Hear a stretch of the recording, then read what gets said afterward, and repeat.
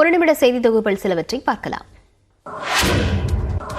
சென்னையில் 22 கேரட் ஆபரண தங்கம் விலை சவரனுக்கு 240 ரூபாய் உயர்ந்து விற்பனையாகிறது. கடந்த மார்ச் முதல் வாரத்திலிருந்து தங்கத்தின் விலை தொடர்ந்து உயர்ந்து வந்தது. இந்நிலையில் செவ்வாய்க்கிழமை தங்கம் விலை சவரனுக்கு 1160 ரூபாய் குறைந்து 53,600 ரூபாய்க்கு விற்பனை செய்யப்பட்டது.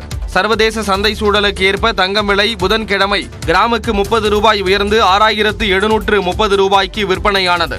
ஒரு சவரன் தங்கம் 240 ரூபாய் உயர்ந்து 53,840 ரூபாயாக அதிகரித்துள்ளது. வெள்ளி விலை மாற்றமின்றி கிராம் 86 ரூபாய் 50 காசுகளுக்கு விற்பனையாகிறது. கட்டி வெள்ளி விலை கிலோ 86,500 ரூபாயாக உள்ளது. சர்வதேச அளவில் தங்கத்தின் விலை 5 விழுக்காடு உயர்ந்திருப்பதால் அதன் எதிரொலியாக தங்கம் விலை மீண்டும் உயர்ந்து வருகிறது. இந்தியாவின் முன்னணி தொலைத்தொடர்பு நிறுவனமான ஜியோ டேட்டா பயன்பாட்டின் அடிப்படையில் உலகின் மிகப்பெரிய நிறுவனமாக உருவெடுத்துள்ளது.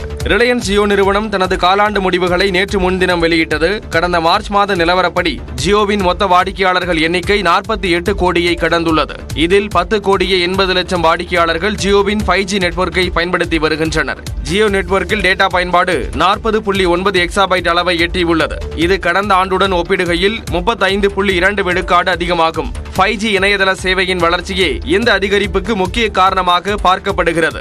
இதன் மூலம் ஜியோ நிறுவனம் சீன தொலைத்தொடர்பு நிறுவனத்தை பின்னுக்கு தள்ளி டேட்டா பயன்பாட்டில் உலகின் மிகப்பெரிய நிறுவனமாக மாறியுள்ளது. கத்தாரிலிருந்து சென்னைக்கு விமானத்தில் 28 கோடி ரூபாய் மதிப்புள்ள கொக்கைனை கடத்தி வந்த வடமாநில இளைஞர் கைது செய்யப்பட்டார். கத்தார் நாட்டு தலைநகர் தோகாவிலிருந்து தனியார் பயணிகள் விமானம் ஒன்று சென்னை சர்வதேச விமான நிலையத்திற்கு வந்தது. அதில் வந்த பயணிகளை சோதித்தனர். அப்போது ராஜஸ்தான் மாநிலம் ஜெய்ப்பூரைச் சேர்ந்த பாரத் வசிதா என்ற பயணி தோகாவிலிருந்து வந்துவிட்டு மற்றொரு விமானத்தில் சென்னையிலிருந்து டெல்லி செல்வதற்காக டிரான்சிட் பயணியாக வந்துள்ளார். சந்தேகத்தின் பெயரில் மத்திய வருவாய் புலனாய்வுத்துறை அதிகாரிகள் அவரை நிறுத்தி சோதனை நடத்தினர். அப்போது அவர் வைத்திருந்த பைக்குள் சுமார் 1 கிலோ எடையுடைய 28 கோடி ரூபாய் மதிப்புள்ள கொக்கைன் போதைப் பொருள் இருந்ததை கண்டுபிடித்தனர். விசாரணையில் பாரத் வசிதா சர்வதேச போதை கடத்தும் கும்பலைச் சேர்ந்தவர் என தெரிய வந்துள்ளது.